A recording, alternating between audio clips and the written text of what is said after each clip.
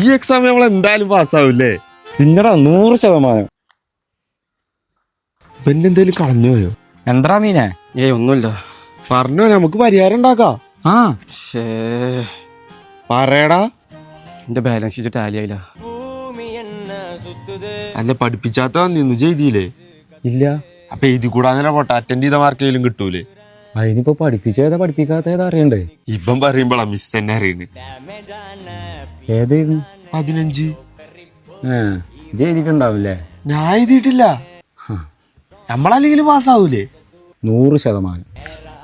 പിന്നെ നമ്മൾ 12 എഴുതിയ ആദ്യം എഴുതിയാ ശരിയുണ്ട്. രണ്ടാമത് എഴുതിയാ ശരി. ഓനോടാണ് ചോദിച്ചാ പോരെ. അമീനെ, 12 ഉത്തരം ഇതാണോ ഇതാണോ? രണ്ടല്ല, ഇതാണ് ഉത്തരം. തബിയേ 80-20 എന്നാലും പാസ്സാവും. 10 ഇതാണ് എഴുതി. അതും തെറ്റോ? തബിയേ 70-30.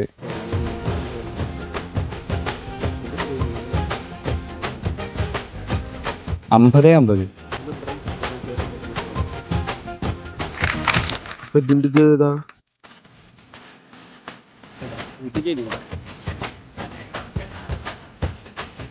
100% പൊട്ടി.